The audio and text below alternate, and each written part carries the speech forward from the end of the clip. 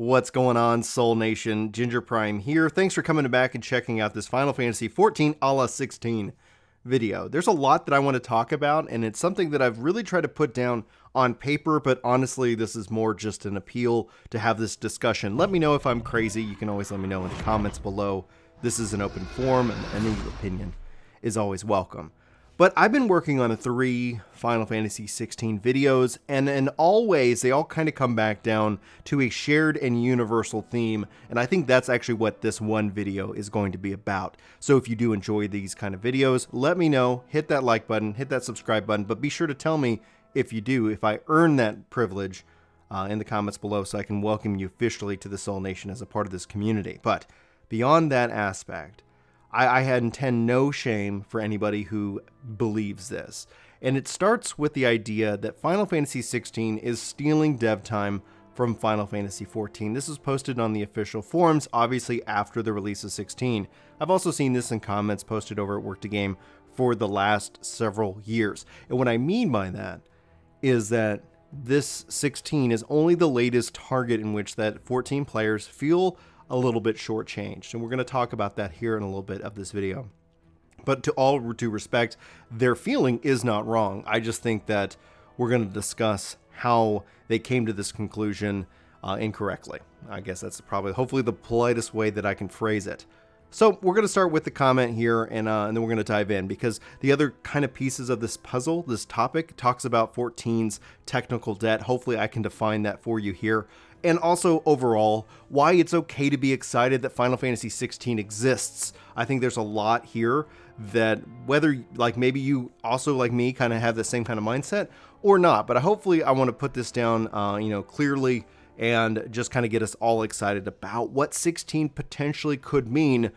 And you should be very careful to sit here and say, well, I didn't really like 15. And that's what a lot of this also is going to deal with. All of these 3 themes come together in this coffee chat. So hopefully you got some coffee or a nice beverage, and let's sit down and let's do this thing. So first things first, we now have evidence that Final Fantasy XVI is the reason why we have only 1 dungeon per patch, no new deep dungeon, a delayed exploratory zone, COVID, excuse me, less and less glamours, no female Hrothgar or male Viera, no Hrothgar or Viera headgear. It's because the resources generated by hardworking 14 players are leached off to use and make 16. People have guessed it, that it would be 7 remake, but they were actually wrong. It's 16. A director cannot simultaneously work on 2 games, and the talent in 14 should not be poached to work on to 16. We paid for 14 and not for 16. So first and foremost, I feel like the prophesier of doom. I'm often regarded or confused to be negative on the game. I have felt this since 2016. However, let's set the record straight and define something in terms of service, in terms of what your subscription fee gets you. First and foremost, your subscription fee gets you access to the game. Any profits that are made go to Square-Enix, and Square-Enix decides how to dole those out. That has been the beginning. They're not wrong, though, because there is a relationship that you have with 14 in that sub, being that you feel like you're supporting the game. I've often called, and I hope that Square-Enix goes this way, when you look at Final Fantasy XI, Final Fantasy XIV, Dragon Quest X, sometimes people say, there's no way Square-Enix could support another MMO. Well, they got Avengers. Like, they have multiple studios. There are ways that you can actually continue to grow a company and have multiple games as a service. They are very, very profitable if done right. We'll talk about Avengers. I've been holding off. I still haven't hit level 50. There's a reason for that. Anyway, that's an aside. I want to stay focused in this topic. First and foremost, Square-Enix doles that out. Like, we do feel like our money should go there. In fact, doing cash shop items, and for any cash shop whales, purchasing whales out there, that money actually more or less has a bigger impact on 14 than your subscription fee. Your subscription fee and how budgetary things work, not to put you to sleep, it's not the way you think about it. You don't hand them $15 a month. In my case, because I'm Legacy, less than that. You don't hand them that money and then they say, great, we're going to spend more money on this. What they're working towards is other games. And at the end of the day, the bigger conversation regarding 14's technical debt, I think this is actually where that's focused in on. I think that sentiment is really where players feel it. If 14 wasn't having the technical debt challenges, and let's go ahead and define it, because and this is my fault, I do apologize. As an engineer, as a programmer, I live in this world of technical debt. I live in this. I go into places that have ungodly amounts of it. So let me go ahead and define it for you here right now. Technical debt is the time, the money, and the human resources needed to be able to make things happen in programming and development. In video games, I think there's actually a fourth pillar, and that's passion. I think passion actually makes up for a lot of the time and the resources, any kind of skimping or any kind of, less than like unavailability. Struggling with words as usual. Hit subscribe for more bad pronunciations. Anyhow, so that is essentially kind of the key pillars here. Within 14 and within games, like we love this game, we love Final Fantasy XIV, and that's where a lot of this is rooted. However, it would be somewhat cruel to kind of chain these developers and say, you're done. This is all you get. This is what you're going to work on. And I come back around to taking outside of video games to a show that I really enjoyed, Breaking Bad. Breaking Bad was a show that was so popular. If you guys haven't seen it and you're over the like it is an adult themed show. However, they could have extended that like they did with Lost. They could have said, "Oh, we have a hit on our hands. Let's make it run until essentially people are disappointed in it." But I think Breaking Bad ended on a high. It said, this is the story that we're going to tell, and Yoshi-P has echoed that. Now, does this mean 14 will continue on after 6.0 or 7.0 or 8.0? I think so. I don't see any reason for them not to, because that comes back down to a universal Square-Enix subscription, unannounced, but assumed based off the comments that the CEO has made in the past. So we're going to have to wait and see. But when you look even at Adventures, everything's kind of getting linked up into a Square-Enix membership universal account. I think it's only a matter of time, or they're going to partner with something like Game Pass or PlayStation Now or something like that. I think, well, anyway, we can only speculate in that regards. Your subscription pays for your access. It does not sit here and say you're not, once you hand that money over, you're not directing Square-Enix to say you're going to only spend this on 14, because at some point that well might run dry, and it's in Square-Enix's business interest, in fact actually taking care of you, the player's interest, to have other products and things that you want to play, namely Final Fantasy XVI. Okay, so that is hopefully a little bit of understanding of technical debt. If you guys need more definition, let me know. I want to say a highlight. Passion is key. You can tell game programmers to go make a game, and it's going to suck. It will. Like, even Phil Spencer, and I've even heard, like, Sony execs say this, like, you learn within, like, gaming industry, like, yes, we want to have a game that does this. You want to find the people who actually want to make that game. You don't put people who really want to make an RPG in charge of a narrative telltale game. They're going to find them, like, it's going to be harder for them. They're going to be slower. They're not going to be as passionate about it. This kind of also stems into the concept of, these bad workplace conditions that we've seen and heard horror stories of. It's where publishers take advantage of that passion and don't reward it with a financial, gain. Anyway, that's another topic for another day. Hit, let me know if you actually want me to hit that comment section, and let me know if you want me to explore that more in detail from my perspective and history within development. Anyway. But beyond that, you have the concept that Yoshi-P has fundamentally changed the culture at Square-Enix. And I said at the time, because Final Fantasy XV was in development hell as Versus 13 announced as 15, obviously lots of DLC. The game was a success financially for them. However, Yoshi-P's changes with him coming in and taking over Final Fantasy XIV couldn't have the rippling effect, all the way over into 15 in its development hell.